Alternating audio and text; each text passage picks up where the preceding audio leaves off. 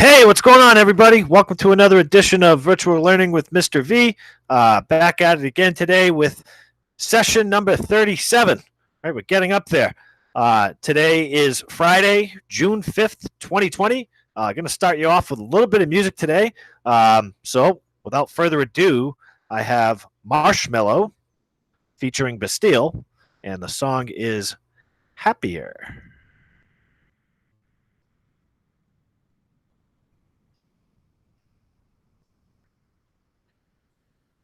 Happier, I want you to be happier. When the morning comes and we see what we've become. In the cold light of day, we're a flame in the wind, not the fire that we begun. Every argument, every word we can't take back. Cause with all that has happened, I think that we both know the way that the story ends. Then only for a minute, I want to change my mind. This just don't feel right to me. I wanna raise your spirits. I want to see you smile. No, that means I'll have to leave.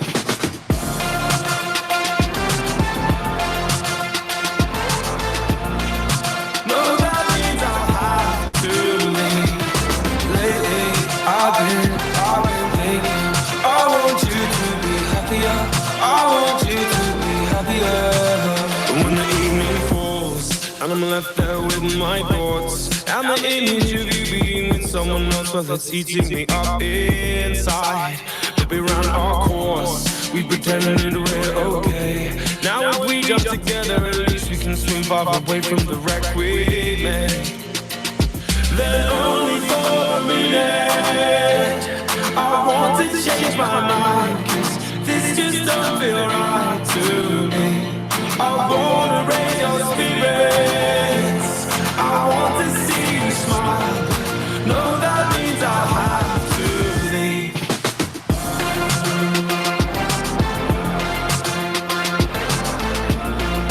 No, that means I'll have to leave. All right. So, again, that was Happier by Marshmallow featuring Bastille. I bet you that's how the government felt during the Great Depression. They wanted people to feel happier. So what did they do? They instituted great things like the New Deal, created the Civilian Conservation Corps, the Works Progress Administration. Entertainment became a big thing. And again, today we're going to continue with our analysis of the Great Depression and analyze closely how people were able to achieve happiness during that time. All right. And a lot of it came from entertainment. It came from arts and entertainment.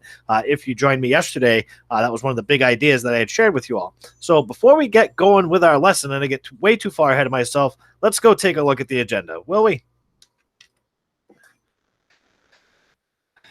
All right. So again, today's Friday, June 5th, 2020. Also in news, Virtual Field Day. All right. Today is the last day of Virtual Field Day. However, feel free to send any of your activities, video submissions to any of your specialist teachers. Just check out the Virtual Field Day tab on Google Classroom.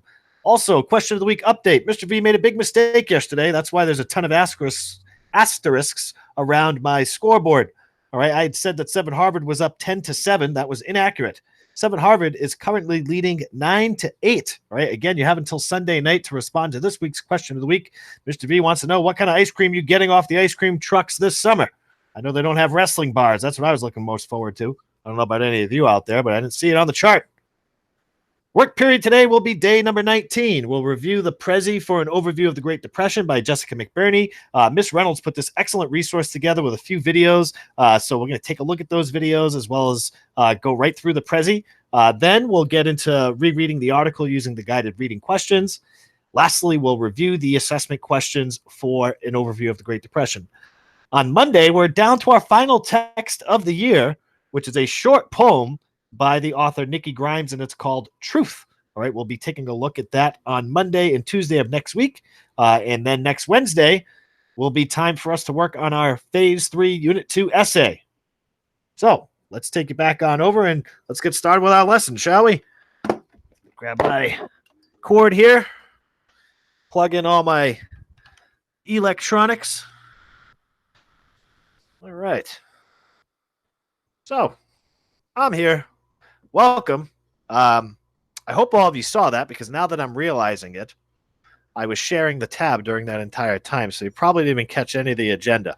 But I explained it to you. It's on Google Classroom. Mistakes were made. These things happen. All right, let's take it on over to today's post, right, which will further help us understand today's agenda.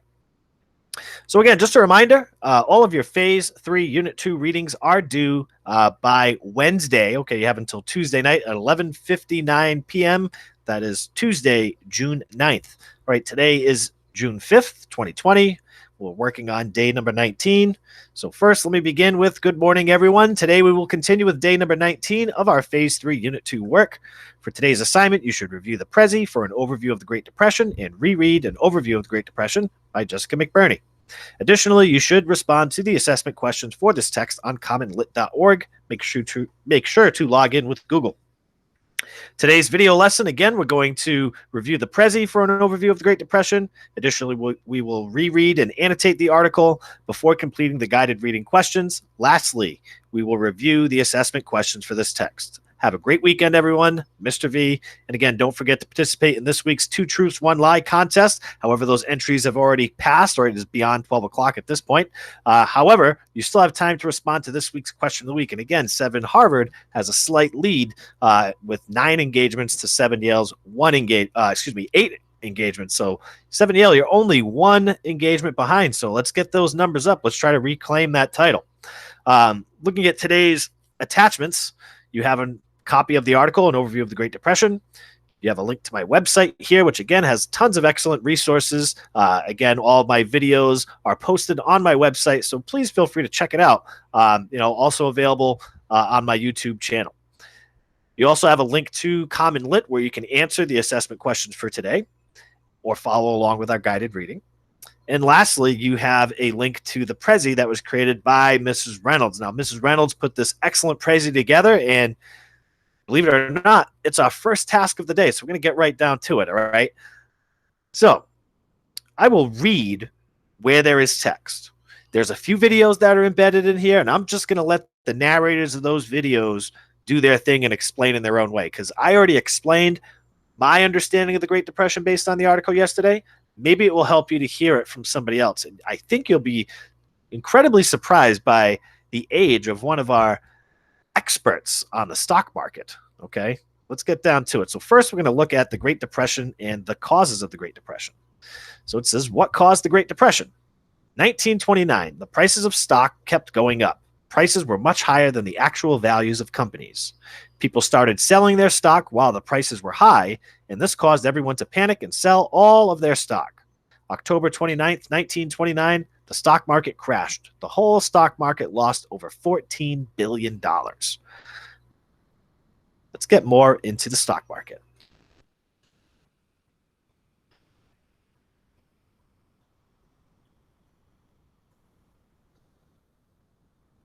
Hi, it's Malia. Today I'm going to show you what the stock market is in under 1 minute. Brought to you by RH Journey.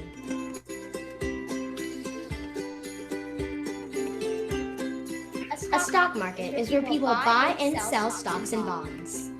Businesses need money to grow. Some businesses sell shares, also known as stocks.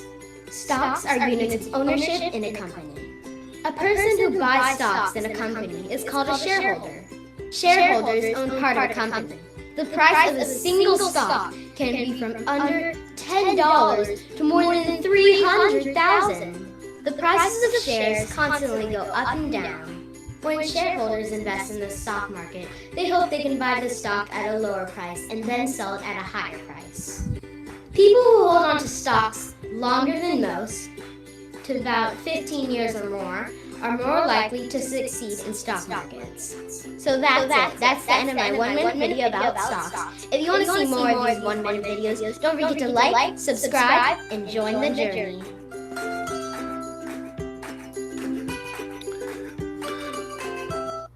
All right, and great job there by Malia. And Malia, to me, looks probably like she's in 2nd grade, and she seems to have a very good understanding of the stock market. Maybe she'll go on to be some great investor someday. All right, so again, this is a lot of background information about the Great Depression, all right, the article was kind of split in two. You had the causes and then you had the effects, right? For your evidence and how, this article shows we can achieve happiness, I would really focus in on the effects of the Great Depression, because that's where we get a sense of how people were able to achieve happiness. So continuing on. Before the crash, most banks didn't have many rules about loaning money. They gave it away to anyone who wanted it. After the crash, people wanted to take their money out of their savings accounts in their banks. But the banks did not have enough to give out, since they loaned it all to the people who lost money in the crash.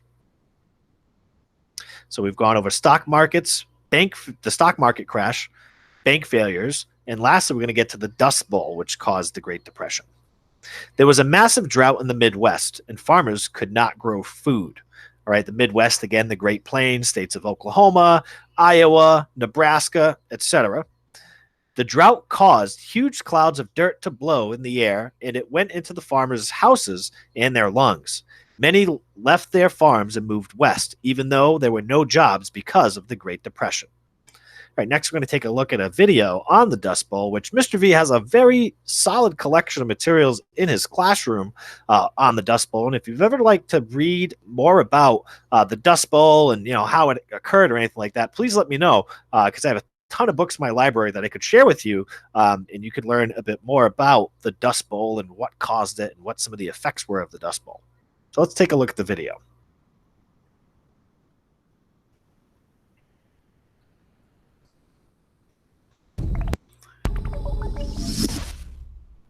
The Dust Bowl was a severe period of drought and dust storms throughout the 1930s.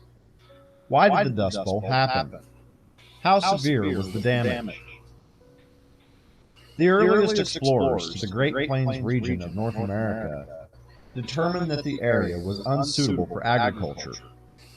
The territory even became known as the Great American Desert, because the lack of trees and water made the region relatively unattractive for settlement. However, in the decades following the Civil War, farmers began to settle the region and cultivate the fields under the long-held but mistaken belief that rain will follow the plow. In the first 3 decades of the 1900s, there were significant and continuous advances in farming technology, including better tractors, mechanized plowing, combines, and more. From 1900 to 1920, the amount of farmland in the Plains region doubled, and from 1925 to 1930, the amount of cultivated land tripled. However, farmers of the era used practices which deprived the soil of its nutrients and increased the possibility of erosion. The heavy plowing had eliminated the natural grasses of the prairie that held the soil in place and maintained moisture. Then, in 1930, a severe drought struck the Great Plains region, which lasted nearly the entire decade. The regions affected most by this drought were the panhandles of Texas and Oklahoma, western Kansas, and a large portion of Colorado and New Mexico. The more than 1 million acres that was affected became collectively known as the Dust Bowl. As the drought grew worse, the topsoil turned to dust and blew away. The blowing dust generated enormous dust storms that reached as far east as Washington, D.C.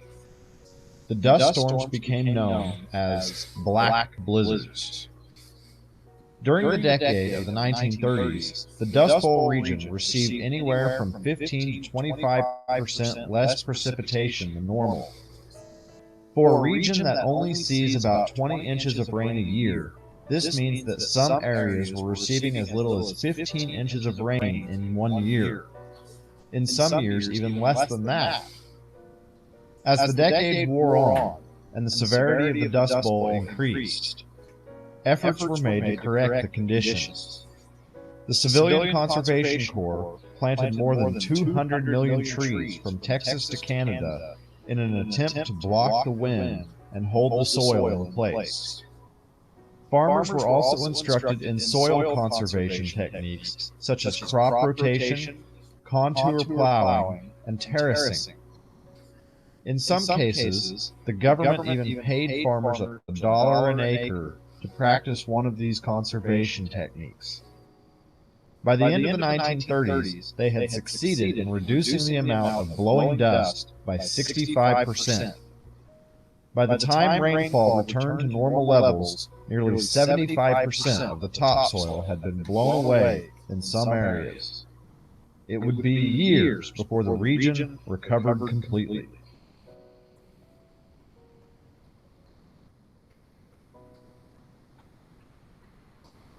All right. Just want to point one thing out from that video is that yesterday they mentioned shantytowns, and that video showed a few examples of, the types of shacks you might see in a shantytown. I'm just going to try to rewind it real quick to get a still shot of the one particular, this one right here. Okay. Look at that particular structure. People were living in that. Okay, during the Great Depression, especially those people who got forced off their farms. And, who knows how many children this particular, it looks like a male there, how many children he has to feed, all right? A lot of responsibility there. All right, let's continue on.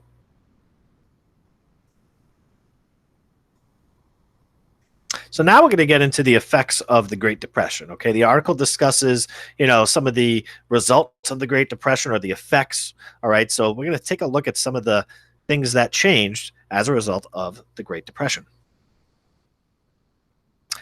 So 1 in 4 people did not have a job. Many became homeless or moved into shanty towns and relied on soup kitchens and handouts. All right, here's another great picture of a shanty town. Right, this is, I think, a bit more clear. It's probably a little difficult for you guys to see. I don't want to risk zooming in and throwing off the Prezi, but if you look here in the top left corner of my screen that I'm projecting, you'll see some individuals hanging outside of their little shanty towns, these little shack houses, right? And this looks like, it's constructed of all sorts of different materials, kind of whatever they probably found in order to, make some sort of dwelling for them to live in. The Great Depression lasted until World War II. Okay, that's something to keep in mind later when we get to our guided reading. Another effect of the Great Depression was the New Deal. The New Deal was created by President Roosevelt, and he made new rules and programs to help the country. He set up rules for the banks and the stock markets to help prevent those events from happening again. He created employment programs so people could have jobs. The Civilian Conservation Corps and Works Progress Administration, right? Those were the big two employment programs that were created. And as you know, the Civilian Conservation Corps also helped to resolve the issue of the Great Plains, of the Dust Bowl. As we heard, they had grew a number of trees in that region to help prevent the dust from blowing around. Here's a fun fact, all right? And I did not know this, and I'm really happy that Mrs. Reynolds shared this with us. Fun fact, Miss Reynolds' grandfather was a part of the CCC, so he was part of the Civilian Conservation Corps and helped build Harney's Peak in South Dakota. All right, so I think we're going to get a closer look at this plaque here that discusses Harney's Peak, which is a lookout. Oh, maybe not. Let me go back. I don't think I can zoom in anymore, but I'll read it. It says the Harney Peak Fire Lookout, Dam and Pump House were built by the CCC in 1939 and are listed in the National Register of Historic Places. Harney Peak elevation is 2,207 meters or 7,242 feet. That is way up there. Okay, that's way up on a mountain. Just for reference purposes, okay, I don't know if any of you out there have ever, been to the top of Mount Washington in New Hampshire, but the top of Mount Washington, I believe, is only about 6,200 feet.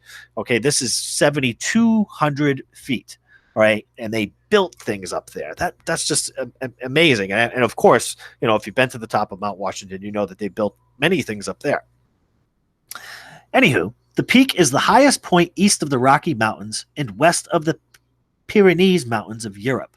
Wow. So if you go all the way from the Rocky Mountains, which run right through Colorado, and you go all the way out to the Pyrenees Mountains, way out in Europe, which I'm not even sure where the Pyrenees Mountains are. At least I can't think of them, of where they are off the top of my head. But this is the highest point. All right.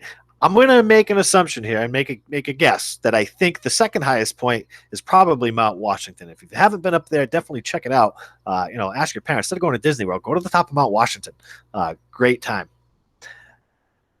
Thank you so much again, Miss Reynolds, for sharing that personal anecdote regarding your grandfather. And thanks to your grandfather for his work with the Civilian Conservation Corps. All right, next we're going to get to finding happiness. Art and entertainment. Radio was the source of entertainment at home, like your TV or phone. People listened to free comedy shows and to FDR talk about the New Deal. Movies growing in popularity because it was like an escape for people. Again, it said yesterday, I think, provided them an escape from their reality.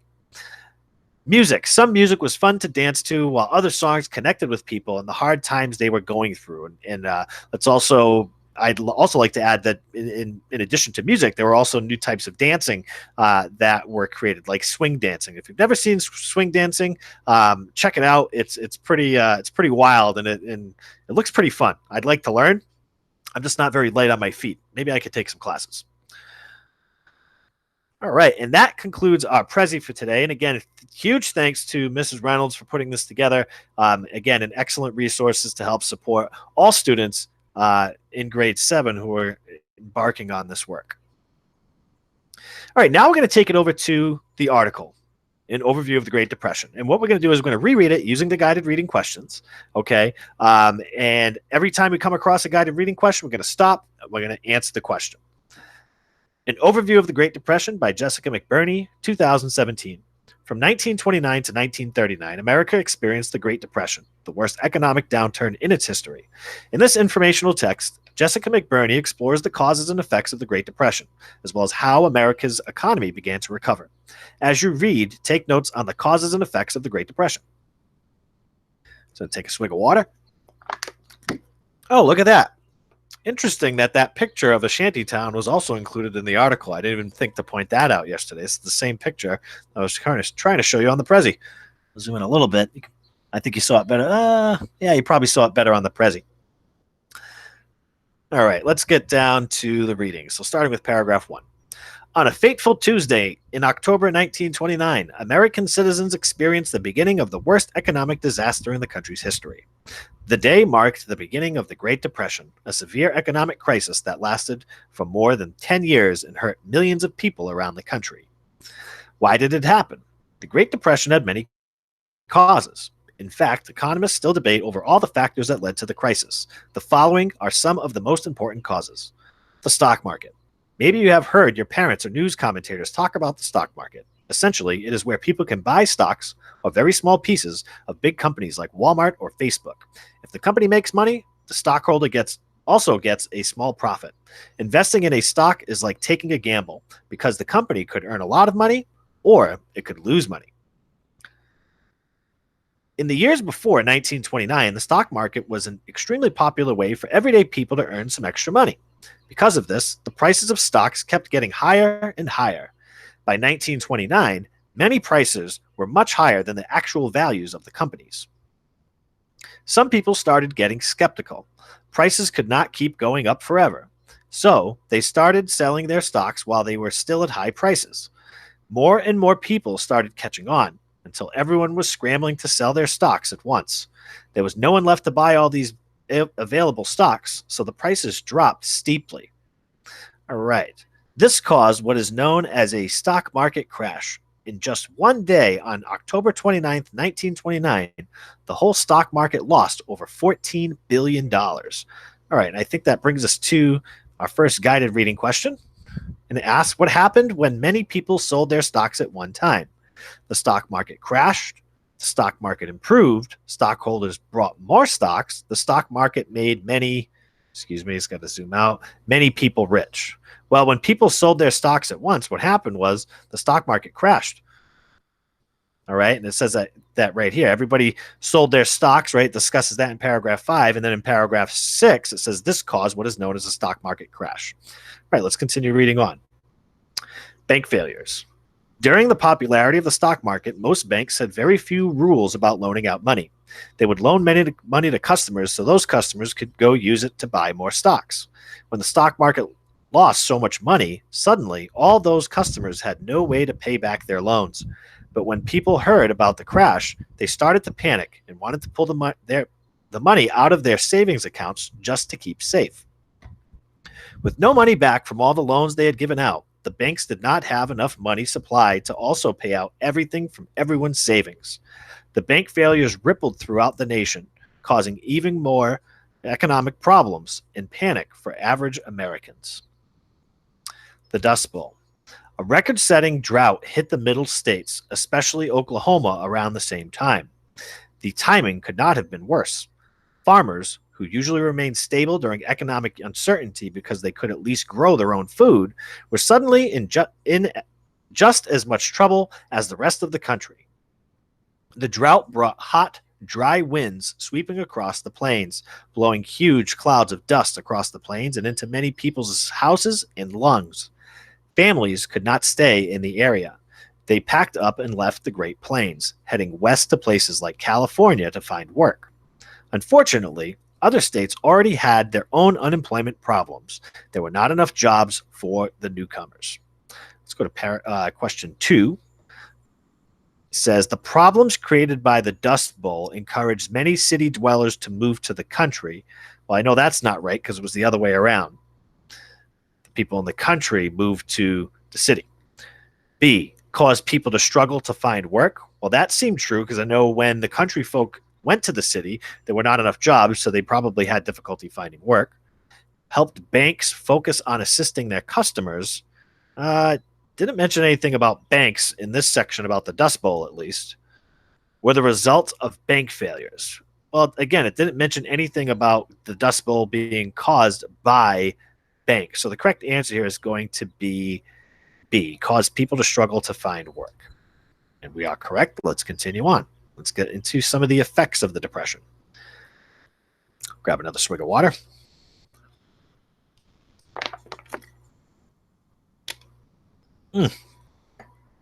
At the beginning of the financial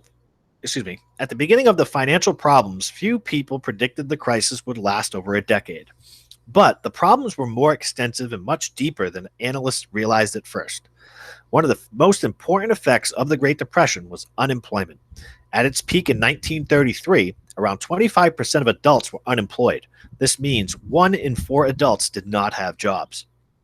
Without steady income, many families were forced out of their homes. Some found other family members to live with, while others had to take to the streets. Some people moved into small shanty towns called Hoovervilles, named after the president at the time, Herbert Hoover. These people often had to rely on charity soup kitchens to get enough food to eat. Now we'll read about some of the political interventions that took place as a result of the Great Depression. In 1932, near the worst of the Depression, President Franklin D. Roosevelt was elected. He immediately started working to fix the problems. The set of policies and government programs he instituted are known as the New Deal. To address the banking issues, he temporarily closed all banks to give them a chance to restructure themselves. He set guidelines for future bank operations. He also made more rules for how investors on the stock market could buy and sell stocks more responsibly. To help families affected by unemployment, he created many employment programs. Groups like the Civilian Conservation Corps and Works Progress Administration used government funds to pay young men for services like building roads and cleaning parks. This gave families some money to start buying necessities again. President Roosevelt started dozens of programs during his time in the White House. Not all of them were successful, and a few were even deemed unconstitutional, but many did have positive results. So question 3 asks about President Roosevelt's New Deal. It says, A, brought more people to the White House. I didn't mention anything about the White House. I know it's not that one, even though I know President Roosevelt lived at the White House. B, President Roosevelt's New Deal ensured that banks were always open. Well, we know that's not true because up here it says he temporarily closed all banks. C, helped some people find jobs. Well, it did mention the CCC and the WPA. And D, gave investors more freedom. Well, he says that he made more rules for investors, so I know that's not true. So the correct answer here is going to be C. He helped some people, President Roosevelt's New Deal helped some people find jobs. And we are correct. We're going to move on. Now we're going to look at the effect on culture. culture in crisis. Even though Americans faced one of the greatest challenges in our nation's history during the 1930s, they were able to produce art and entertainment to raise everyone's spirits. Radio became a central aspect of many people's home lives. They could listen for free to comedy shows like Amos and Andy and The Jack Benny Show. President Roosevelt also made regular speeches on the radio, known as his fireside chats, to reassure the American people and explain his newest New Deal policies. Movies continued to grow in popularity. Many movies featured tough gangsters and witty city dwellers with exciting plots. Viewers could escape into this world for a few hours anytime they watched a movie. Music portrayed a more complex and, for many people, more relatable view of society during the Great Depression. Some songs recalled the better days of the 1920s when the country was happy. The mid-1930s introduced swing music and the big band genre, full of upbeat and exciting melodies. The dancing that accompanied it was fast-paced, but other artists like Bing Crosby did not shy away from writing music that reflected the hard times. His song, Brother, Can You Spare a Dime, became popular. So the fourth guided reading question is, which of the following does not describe the entertainment industry during the Great Depression? It distracted people from their troubles. Well, I know it distracted people from their troubles because it says right here, viewers could escape into this world for a few hours. So I know A is a way that it does describe the entertainment industry. B, it provided information on President Roosevelt's policies. Well, that's true because the entertainment industry, consisted largely of radio entertainment.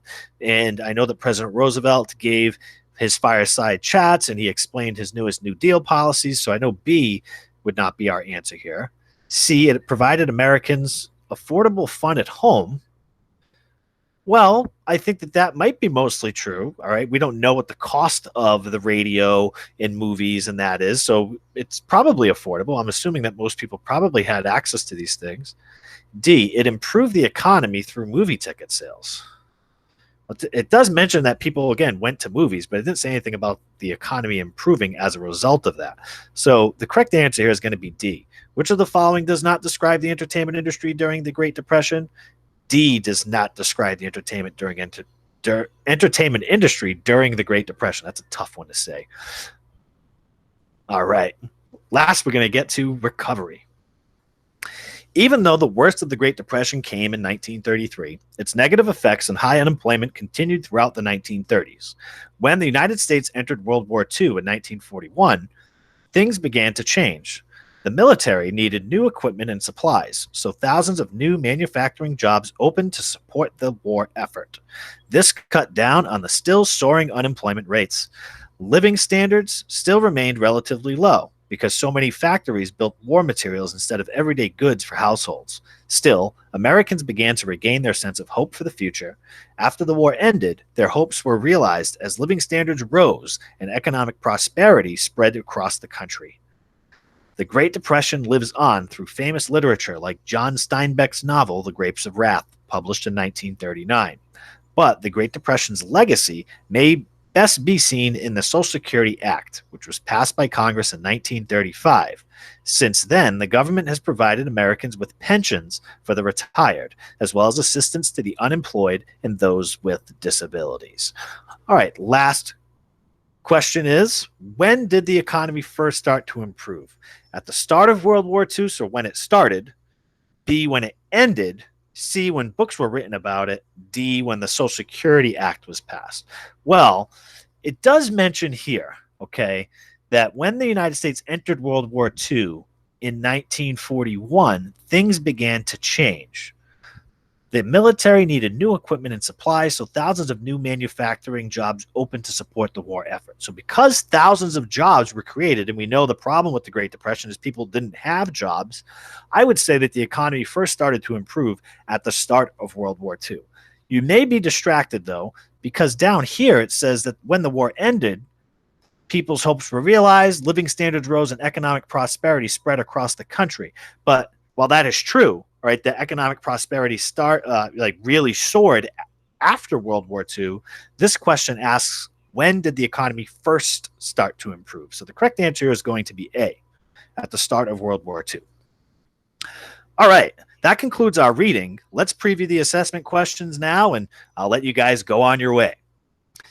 Number 1, Part A. Which of the following identifies the central idea of the text? Okay, so which of these ideas capture the central idea of the text? Okay, which of these sentences capture the central idea of the text?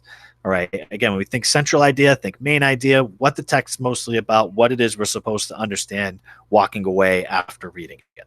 Is it A, the Great Depression was a very difficult time for America and the government took action to help the economy recover? B, the Great Depression could have easily been avoided if Americans had been more informed in how the stock market and banks operated. C, the Great Depression could not have been prevented as the previous decades had experienced nothing but growth. D, the Great Depression was a horrible economic time for America, but the government's violation of citizens' rights while helping the economy recover was much worse. Question 2 asks us for the evidence that supports the central idea from number 1. So question 2 is Part B. Question 1 is Part A. Part B says, which section from the text best supports the answer to Part A? All right, we have information from paragraph 4, paragraph 15, paragraph 22, and paragraph 23. Okay, make sure to closely read these sections. And again, if you're struggling to figure out what the central idea is, maybe take a look at what evidence they're providing you with first. Okay. Question 3. How does the section regarding entertainment in America contribute to the development of ideas in the text? A, it shows how hard the Great Depression was on all businesses. B, it emphasizes how the Great Depression affected all aspects of life. C, it proves Americans were unable to afford even basic necessities. Or D, it shows how the entertainment industry used the Great Depression to their advantage. Question 4, how did President Roosevelt influence the recovery from the Great Depression? A, he pumped money into the economy to inflate it. B, he encouraged women to join the workforce. C, he allowed the economy to recover on its own. Or D, he created programs that helped citizens find work. Last question is a short answer. All right, so again, short answer, look about 2 to 3 sentences here. It asks, how does the description of the government's intervention in the Great Depression contribute to the development of ideas in the text? So think about the description of how the government intervened. All right, so again, think about this political intervention here.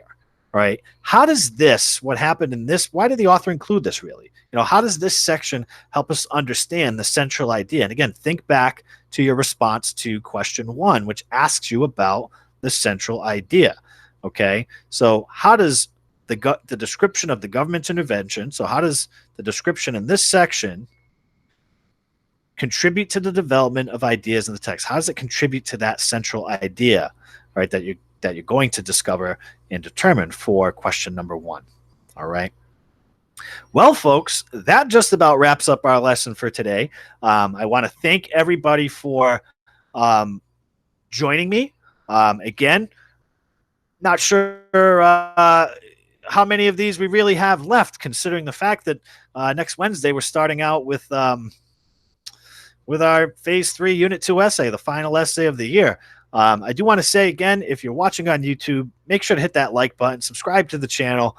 You can stay up to date with all that's happening in grade 7 ELA. Until next time, folks, make sure to wash them hands. I'm going to add this now. Pick up some trash, stop littering, and we're going to close it out with some more Marshmallow and Bastille. All right? You guys have a great weekend, and I'll be back on Monday morning. Take care now.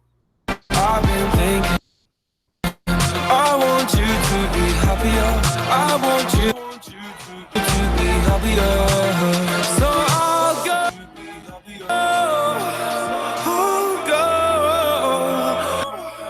I will go,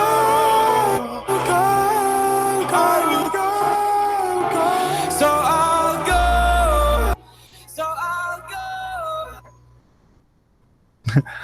All right.